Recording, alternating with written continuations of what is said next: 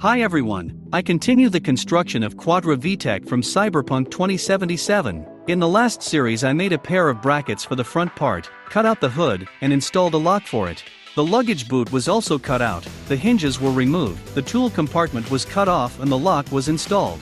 In this part I'll work with the doors, one of the most interesting technical solutions of this car. It happened that the doors still lay in the warehouse in the very form I sawed them off from the foam model. I didn't even try them onto the fiberglass body. Now it's time to do it. They fitted tightly as the openings were puttied and became a bit smaller. I'll leave the door models in this form, and we'll adjust the finished parts.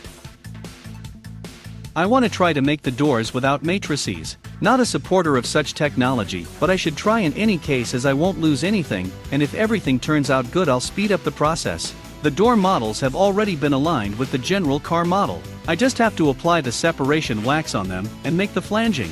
While the first wax layer was drying I made the beads from PVC plastic and sealed all the slots with plasticine.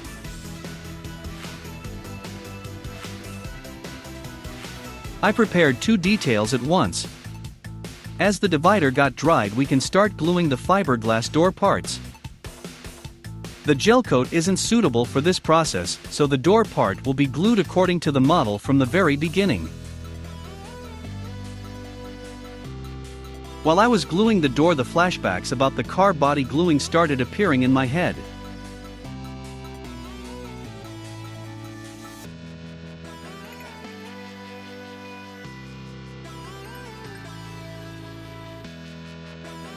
Two parts are glued together. We can let them dry and move to the door mechanism.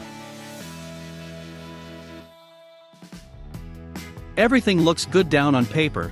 Now we need to make a small model. I got several variants of the door opening system.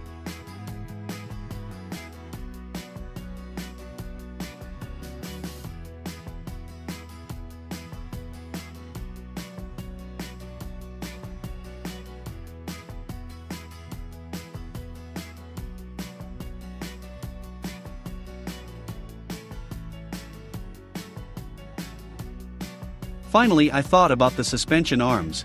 What if to add some similar construction only with the door instead of the wheel? Thereby I decided to make a small model of it. I caught the sight of PVC plastic, so I cut some details for mechanism from it. The ordinary nails will play the role of hinges in the model.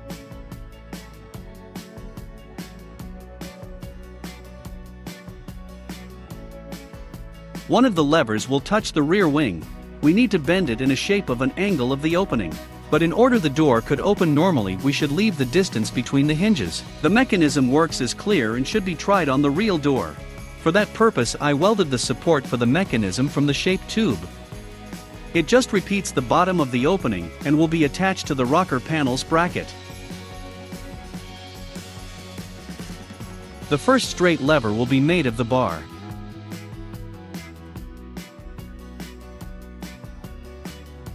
The curved lever will be made of the angle bar.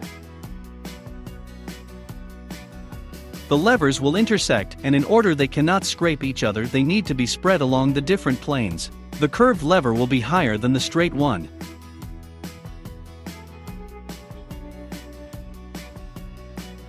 Then I connected the details to each other with the bar that will act as the door. The door won't open the entire opening, the mechanism will be hidden by the part of the door, but I think this won't cause any problem to get inside the car.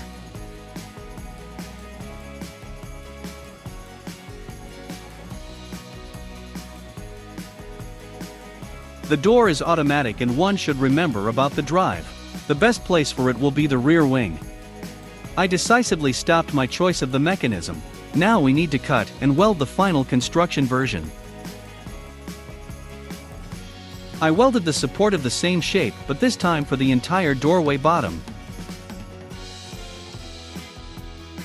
Since it's still doors, the hinge straps will serve as the hinges. They are reparable, and one of their ends is made for welding. They will be installed on the racks.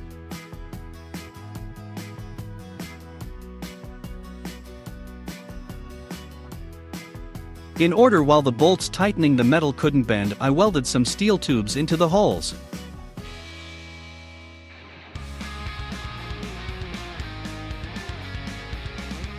Also tried to weld the poppets not according to plan, so that the long rack was in front.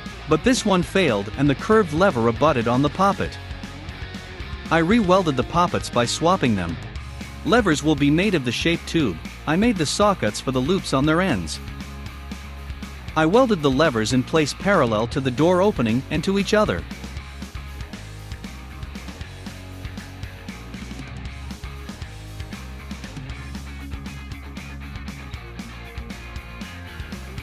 For checking purposes, I connected them to each other with the bar.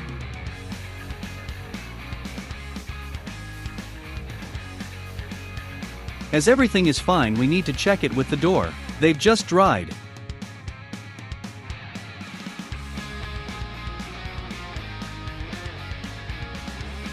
The fiberglass detail was removed without any difficulties and even any extreme damage of the model.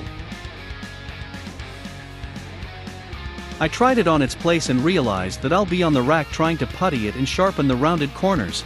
This technology is quite simple, but the condition of the detail surface is not so good. I decided to spend a little more time and make a matrix from it. I glued the detail without gel coat. This time I hurried and badly applied the release agent. Thereafter the detail hardly came out of the matrix with a characteristic hair cover, which I easily removed with a flap wheel. I applied the wax from the other side on the rules, and the detail turned out to be perfect.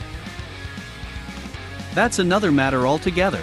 All the verges are sharp, the detail is even and lies perfectly in place. You cannot attach the door's detail directly to the levers. It's necessary to make the embedded fittings, and in the future a metal frame along the perimeter. I'll make a fixed frame from the shaped tube, which after the fitting will be glued to the detail. The embedded fitting will be screwed to the hinges with the bolts.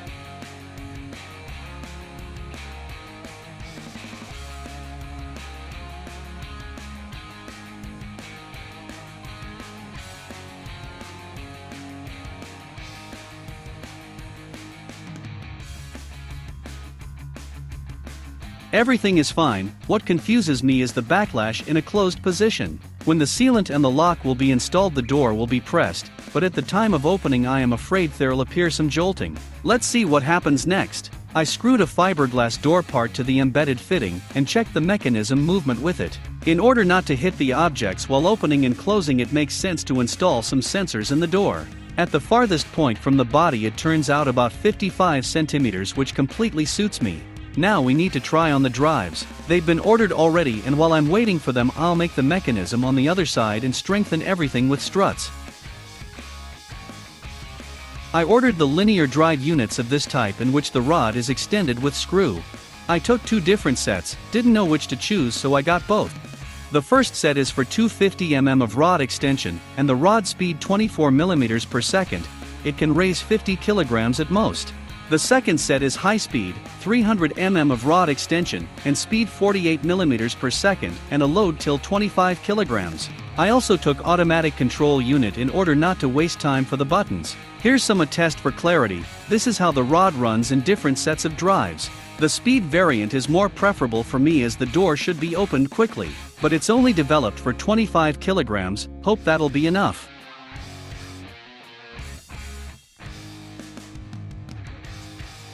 The drive developed for 50 kilograms is almost impossible to stop, but the second one is comparably easy to stop.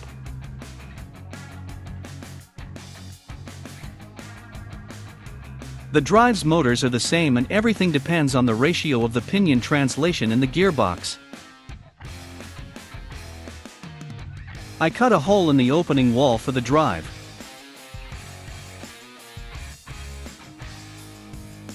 I welded the hinges to the lower lever for the rod attachment. I used tacks as the position still could change. The counterpart will be inside the wing and a bracket will be welded for it.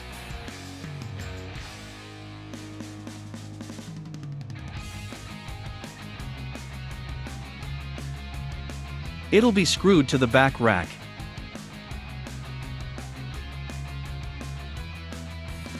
This bracket should also hold the rear wing. The fasteners won't be seen behind the arch expander. I screwed the actuator to the bracket and tried to apply some voltage to it.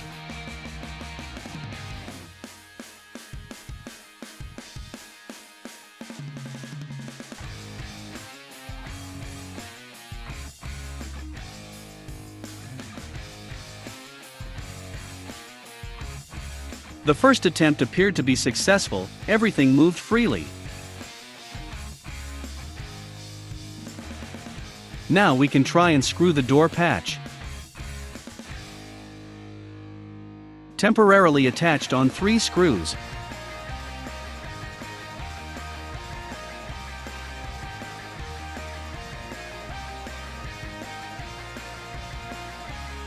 With such radius and such speed, the door can even slam with a standard door lock. In order not to constantly transfer the wires on the battery manually, I connected the automatic control unit. Here's the standard scheme: 2 relays and a radio module. By the way, as it turned out, it can even be connected to Arduino, which plays into my hands. Possibly I want to transfer the control to this system. I connected the device to the drive and put the wires on the battery. The set contains such archaic kind of console with a retractable antenna, buttons forward, back and stop.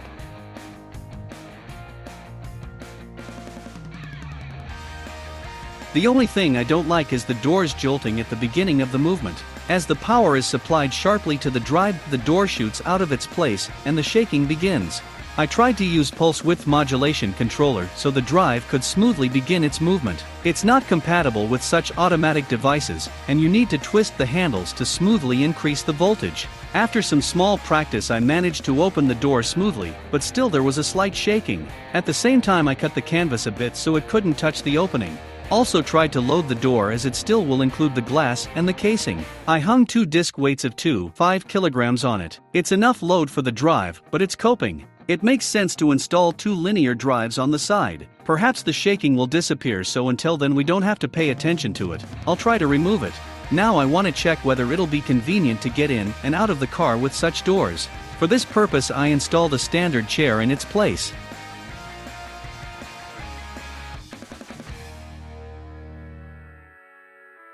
Such automatic doors give a feeling as if you are in a spaceship.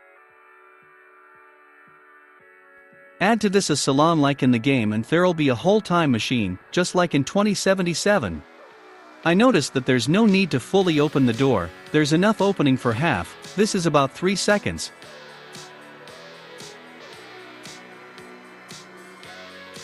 Generally it doesn't cause any inconvenience. You only need to bend your head lower as you sit in front, and the head goes closer to the front rack. I made the right door parallel to the left one.